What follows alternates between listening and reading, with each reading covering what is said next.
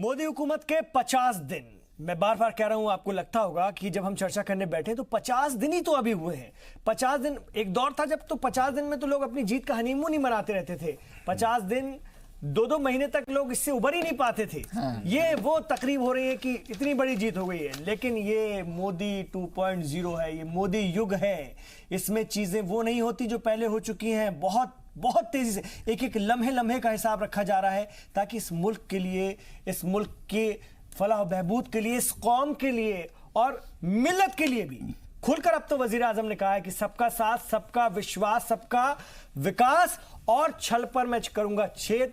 तो कहीं ना कहीं वो अकलियतों का, बिलखुसूस मुसलमानों का भी भरोसा जीतना चाहते हैं और उसके लिए भी पूरी ताकत से काम हो रहा है, लम्हे लम्हे काम हो रहा है, कोई कोताही नहीं बरती जा रही है। और यही वजह है कि हम लगातार उन कामों का ब्यौरा आपके सामने रख रहे हैं जो पिछले 50 दिनों में हुए हैं, जो हुकूमत ने बताया और उस पर हम चर्चा भी कर रहे हैं। अनिल मिश्रा जी सीनियर सहाफी मेरे साथ हैं। मैं चाह रहा था कि बाकी लोग बोल लें, उसके बाद अनिल जी के पास आऊं, क्योंकि जब आप तबसरा करते हैं, जब आप पक्ष रखते हैं, जब आप आलोचना भी करते हैं तो वो बहुत सुनने लायक होती है, समझने लायक होती है। सर, तीनों को आपने सुना ब्रेक से पहले। मैंने 50 दिन के कुछ मोटे तौर पर कामकाज अपने पैकेज के जरिए भी रखा आपके सामने।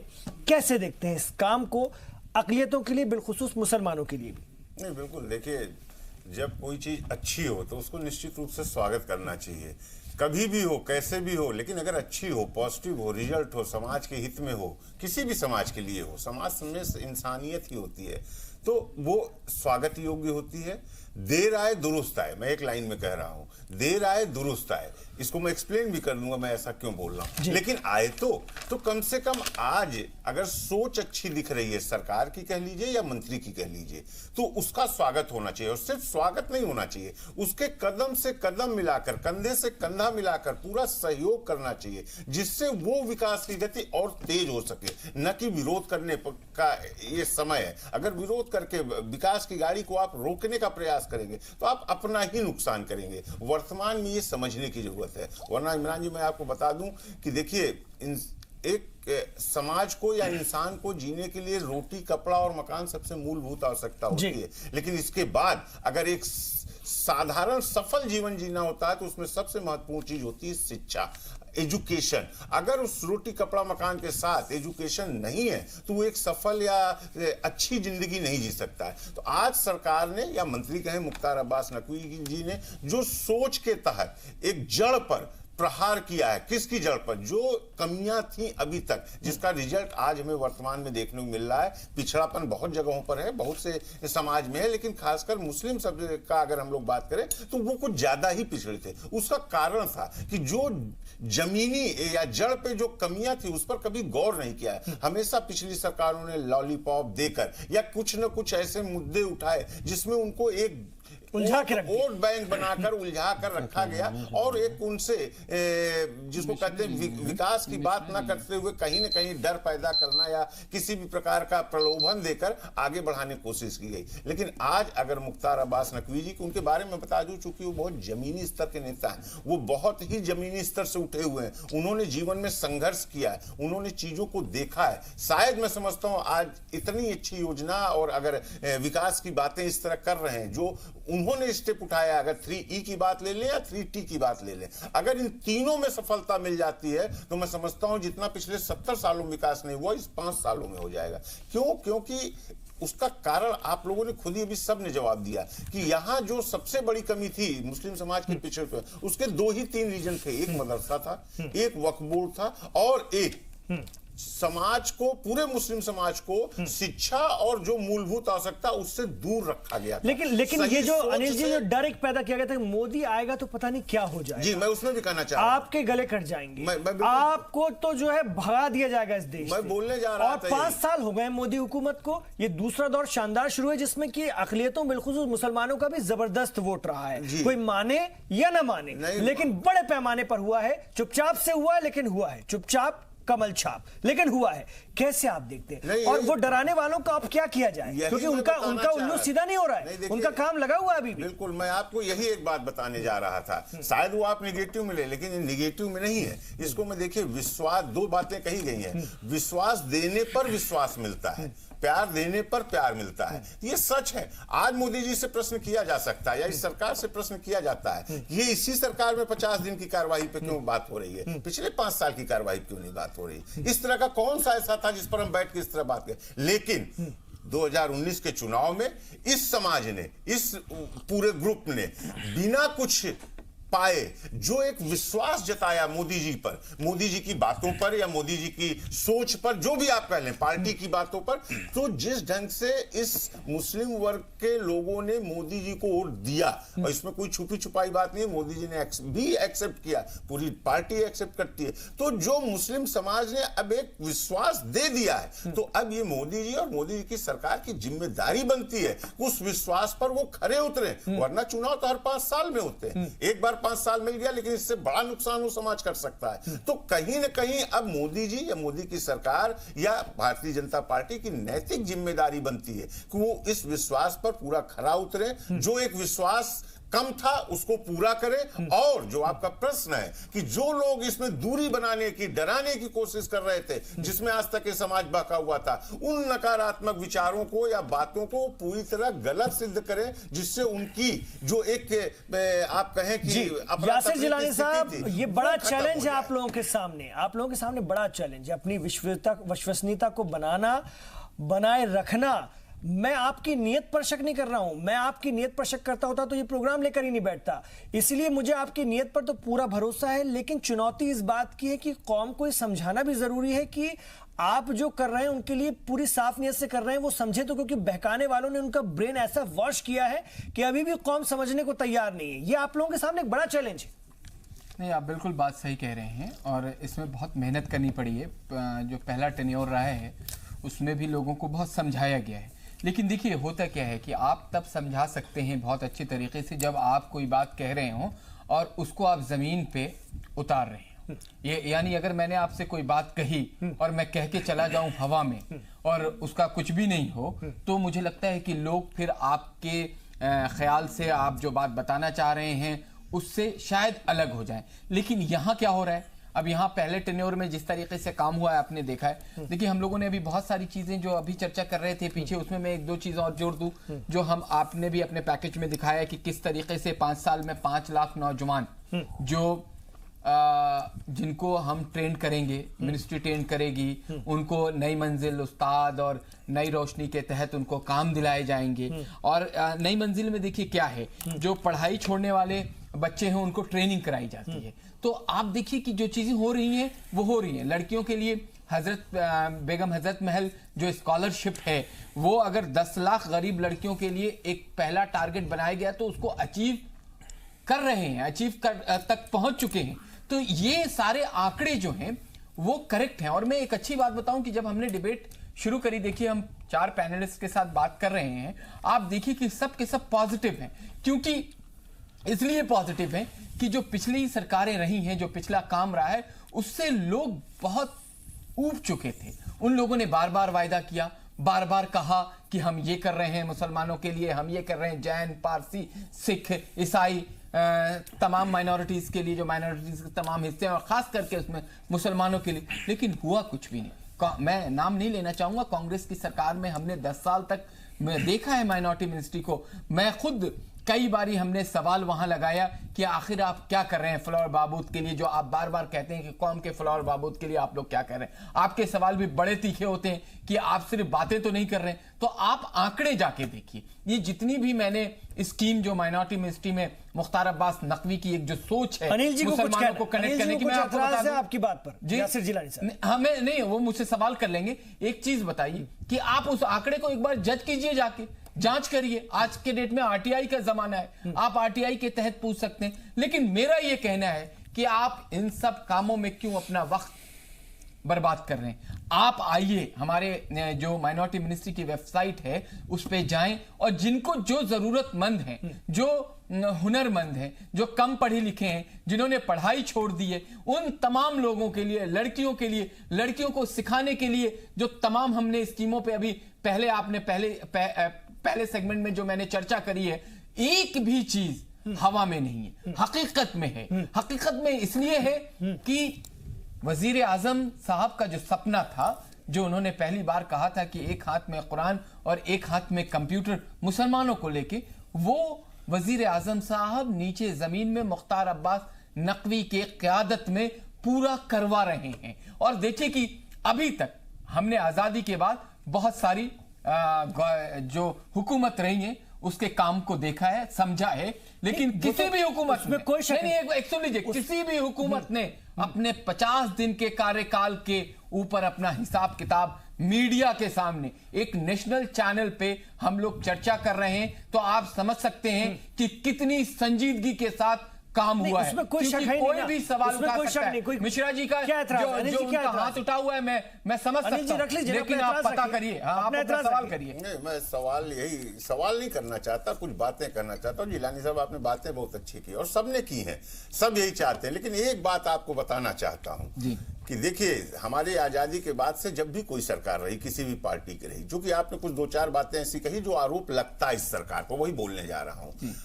अब आपको 2024 में 5 साल के लिए नहीं गिना जाएगा, 10 साल के लिए गिना जाएगा। और पिछले 30 से 35 सालों का भारतीय राजनीति का इतिहास देखिए तो 10 साल केवल जनता मौका दे रही है। 5 में अगर आप कहते हैं काम अधूरे रह गए तो दोबारा मौका दे देती है, लेकिन उसके बाद वो सीधे हिसाब मांगती है। और हिसाब जिस पर मुझे एतराज है, मैं आपको बता दूं, आजादी के टाइम 70% ज्यादा गरीबी रेखा के नीचे लोग भारत में रहते थे।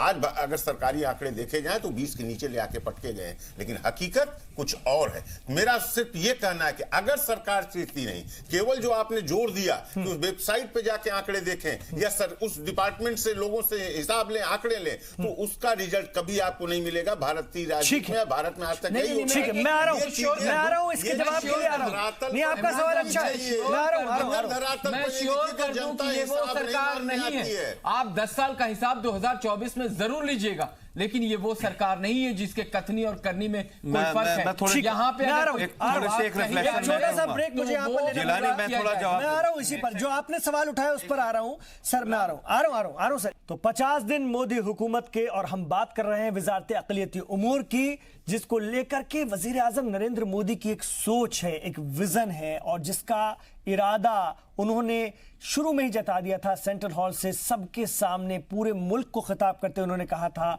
सबका साथ, सबका विश्वास, सबका विकास। जी हां, और जब वो बात करते हैं तो किसी एक कौम की नहीं, वो कहते हैं मेरे 130 करोड़ हिंदुस्तानियों को लेकर के मुझे आगे बढ़ना है, और उसमें अक़लियतों को लेकर। लेकिन मोदी 2.0 में उन्होंने कुछ खास सोच रखी है, क्योंकि वो जानते हैं कि अगर समाज का एक भी कोई तबका अगर पीछे रह गया, कमजोर रह गया, तो ये जो गाड़ी है देश की वो ऊंची नीची हो जाएगी। उसके सारे पहिए बराबर होने चाहिए, तब उसकी स्पीड आती है, वो तेजी से आगे बढ़ती है। और यही वजह है कि हुकूमत इस दिशा में बहुत तेजी से काम कर रही है। आइए आगे बढ़ते हैं। अनिल मिश्रा जी ने कुछ बातें कही थी, जामी साहब की तरफ मैं आना चाहूंगा। जामी साहब, जो मैंने बताया, ये गाड़ी जब तक ऊंची नीची इसके पहिए रहेंगे, ये कभी भी देश जो है पूरी तरह से तरक्की की राह पर गामजन नहीं हो सकता। इसके लिए बहुत जरूरी कि सबको बराबरी पर लाया जाए। इस हुकूमत ने क्या सच्चे दिल से वो काम शुरू किया। देखिए, एक होता करना, वो तो अक़लियती उमूर की वज़ारत तो पहले भी थी। वोट बैंक की सियासत क्या होती है, जिद पूरी करना क्या होता है, वो तो हम तमाम लोगों ने देखा है। जिद तो कोई भी पूरा कर देता है वोटों के लिए, लेकिन अपने मुल्क की एक जिम्मेदार कौम समझते हुए लोगों को आगे बढ़ाना संजीदगी के साथ, वो दिख रहा है या नहीं दिख रहा है? देखिए, ये दीन मजहब जो दीन इस्लाम है, ये सलामती का है मजहब, और ये सबके लिए खैर ख्वाह होना चाहिए। और अगर आज मेरे दिल से प्रधानमंत्री मोदी जी के लिए दुआएं निकल रही हैं और मुख्तार अब्बास नकवी साहब के लिए दुआएं निकल रही है, तो मैं वाकई में उसमें बहुत सच्चाई है। और दुआएं देनी चाहिए, क्यों नहीं दूं मैं दुआएं? ये बताइए कि ये इस्लामी मजहब ही तो हमको अपने मुल्क से प्यार करना सिखाता है, और जब मुल्क से प्यार करना सिखाता है तो मुल्क के जो हुक्मरान हैं, जो अल्लाह ही की तरफ से नाफिज किए गए हैं, तो हम उनको क्यों ना दुआएं दें, उनके अच्छे कामों पे क्यों नहीं तारीफ करें। आपने मुझे एक इस्लाम के स्कॉलर के तौर पर भी आपने हमें बिठाया है, तो मैं इसी एतबार से तो खिताब करना चाह रहा हूं कि भाई आप ये समझिए कि आपकी आखिरत का बोझ कोई नहीं ढोएगा, आपकी आखिरत का बोझ सरकारें नहीं ढोएगी। कुछ जिम्मेदारियां आपकी भी बनती हैं जो आपको करना पड़ेगा। अगर आप नहीं करना चाह रहे हैं तो कम से कम ताउन कीजिए उन हुक्मरानों का जो करने की कोशिश कर रहे हैं, उसके राह में रोड़ा मत बनिए। बहुत सारी चीजें अच्छी हो रही हैं इस देश में। मैं जानता हूं कि कुछ कुछ ऐसी चीजें हैं जो प्रधानमंत्री मोदी जी के मंसूबे पे ही पलीता लग जाता है कई बार, उसको हम लोग एड्रेस कर रहे हैं, वो ठीक हो जाएगी इंशाल्लाह। ये मुल्क हमारा बहुत बड़ा है और हम बरसों से जो है इन मसलों को साथ लेकर के चलते आए, लेकिन इस वक्त ये जरूरत है कि हमें सरकार पे भरोसा करना चाहिए, इस हुकूमत पे भरोसा करना चाहिए ताकि हम आगे बढ़ सकें। दूसरा ये है कि जो अल्लाह के नबी सल्लल्लाहु अलैहि वसल्लम ने हमें इतना प्यारा दीन दिया है, अगर हम अपने दीन पर ही जम जाए ना तो हमारे बहुत सारे मसले हल हो जाएंगे। भाई झूठ हम बोले और पैसे लोगों के खा जाए हम, और गरीबों के पैसे हड़प ले हम, गरीबों के माल हड़प ले हम, ज़कात हम खा जाएं और दोष दें सरकार को, ये कहां तक सही है? पहले अपने आमाल हम सही कर लो, वो आमाल सही कर लो कि ताकि अल्लाह के नबी सल्लल्लाहु अलैहि वसल्लम को कल मुंह दिखाने जाओ तो कम से कम वो शर्म हया बाकी रहे। अब ये बताइए कि मैं हज पे जा रहा हूं और अगर मैं यहां से ये काम करके जाऊं तो मैं क्या नबी को मुंह दिखाऊंगा? यही बात लोगों को समझना चाहिए कि आप अपने आमाल सही कर लीजिए। अब वक्त आ गया, वरना ये अजाब जो आते हैं ये भी अल्लाह ही के तरफ से है, तुम्हारी तरबियत के लिए, तुम्हारी तंबी के लिए।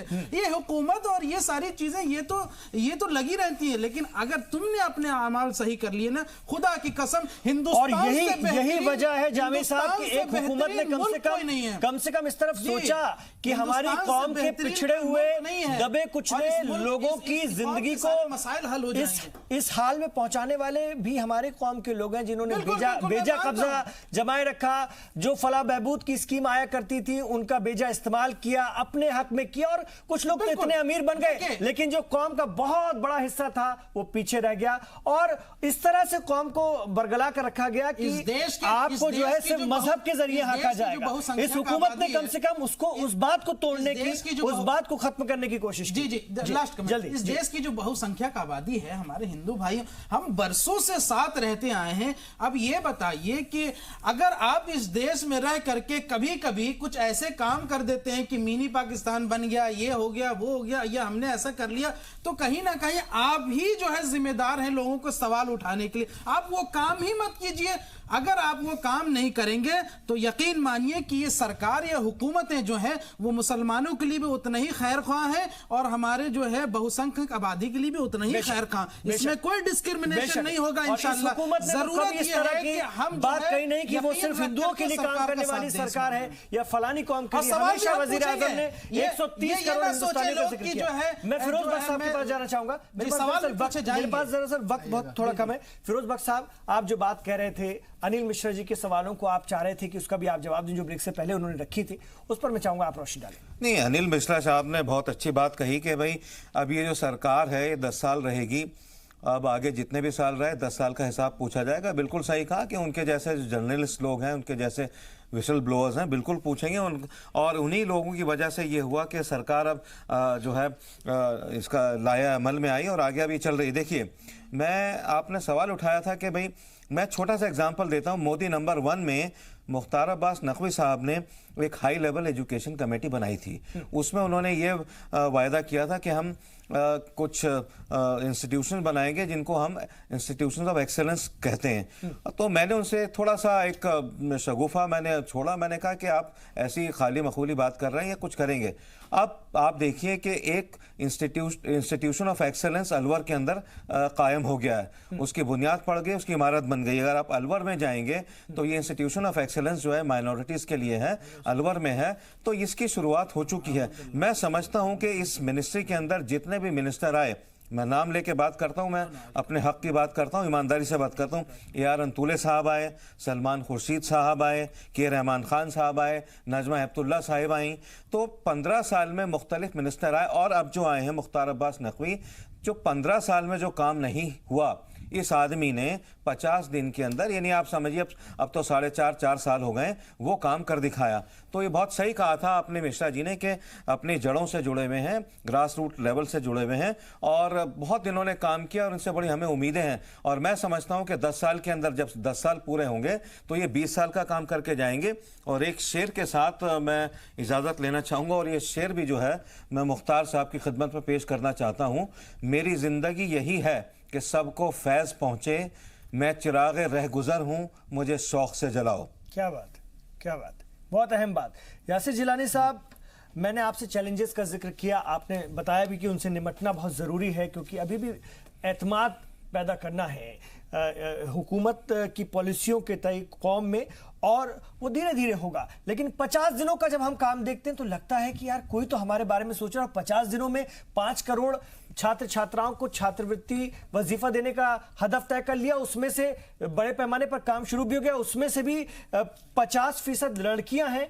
मतलब एक सोच है ट्रिपल तलाक को लेकर के एकदम खुलेआम साफ तौर पर हुकूमत का अपना एक मौकिफ है कि भाई हम इस पर काम करेंगे, कोई भी दबाव हो, कोई भी तनकीद हो, कानूनी तौर पर हम आगे बढ़ेंगे और जो तौर तरीका है आइन के मुताबिक उसमें करेंगे। मतलब नीयत साफ है, कहीं झुकना नहीं है। जो अच्छा है आज से 50 साल बाद हमें उसका एहसास हो कि हाँ वाकई 50 साल पहले किसी ने सोच के कर दिया था तो आज हम यहां पर पहुंचे, वरना क्या हाल होता। तो ये वो सोचे, ये वो विजन है। ये देखिए विजन की बात होती है, तमाम लोगों ने बात रखी है। मैं विजन के साथ साथ एक बात और जोड़ूंगा जो थोड़ा सा हटके है। मैं सबसे ज्यादा शुक्रगुजार पता किसका हूं आज? मैं जी सलाम का हूं। जी सलाम वो नज़ीर पेश करती है, उस तरह के मुद्दे सामने लाती है जो दूसरी जगहों पे लोग सोचते हैं। आप उन सारी चीज़ों का सवाल उठाते हैं। मैं तमाम आपके रिसर्च टीम में जो लोग लगे हुए हैं, जो आपके एंकर हैं, जो आपके वहाँ पे जाके सारी रिसर्च करके लाते हैं मिनिस्ट्री के अंदर, जो आपके सारे के सारे रिपोर्टर चार्जेस हैं, ऑफिसर्स हैं, रिपोर्टर हैं, मैं उन तमाम लोगों का शुक्रगुजार। यकीन मानिए कि वो एक ऐसी चीज आप जी सलाम दिखाती है जो इस वक्त दिखाना चाहिए। जैसा माहौल है, मैं सब पे कोई टीका टिप्पणी नहीं कर सकता हूं, ना करूंगा। उनका अपना एक सिस्टम है, वो अपने मुद्दे लाते हैं, लेकिन आप जो मुद्दे लाते हैं वो जनमानस से जुड़ा हुआ होता है। और ये बहुत जरूरी है इस वक्त, खास करके इस माहौल में जब हर तरफ से सवाल उठाए जाते हैं, तो आप सवाल का जवाब देने के लिए एक माध्यम बनते हैं। तो यकीन माने कि मुझे बेहद मुझे फक्र भी महसूस होता है। और जब भी जी सलाम से मेरे पास कॉल आती है तो मुझे खुशी इस बात की होती है, जब आपके कोऑर्डिनेटर कॉल करते हैं मुझे, तो मुझे लगता है कि आज हम कोई ना कोई जो वो मुद्दे पे बात करेंगे जो मुद्दा सीधे लोगों के बीच जाने के लिए, हमारे बस यही हमारी कोशिश है, हमारे इंशाअल्लाह ताला। और जिलानी एक सेकंड मैं जिलानी इमरान, मैं मुबारक सुनिए इमरान, ये आपके बारे में मैं मुबारकबाद देना चाहूंगा इमरान को भी, जिस खूबसूरती से और जिस बढ़िया तरीके से उस प्रोग्राम को कंडक्ट करते हैं और सही जानकारी हम लोगों को जो पहुंचनी चाहिए पहुंचाते हैं, वो भी मुबारकबाद के मुस्तहिक हैं। बहुत बहुत शुक्रिया। ये हमारी पूरी टीम की कोशिश होती है और हमारी यही कोशिश है कि लगातार हम कौम की फलाह बहबूद से जुड़े हुए मुद्दे लोगों तक पहुंचाना, जो उनके लिए वाकई काम हो रहा है उसके बारे में उन्हें पता चले। जो शक व शुबहात हैं वो कम से कम दूर हो, जो सच है वो सच है। कहीं कोई चूक होगी तो उस पर भी बात होगी, उस पर भी बहस होगी, उस पर भी चर्चा होगी, उसे भी बार बार उठाया जाता है और उठाता जाता रहेगा। बहुत बहुत शुक्रिया आप तमाम लोगों का। अनिल जी, आपसे माफी चाहता हूं, आपको कम वक्त दे पाया, लेकिन चर्चा ही ऐसी हो गई कि मैं आपके पास बहुत कम आ पाया, मैं माफी चाहता हूं। लेकिन लगातार हम बात करते रहेंगे और बात होती रहनी चाहिए। आपके कमेंट्स का, आपके विचारों का भी इस्तकबाल है, स्वागत है। थोड़ी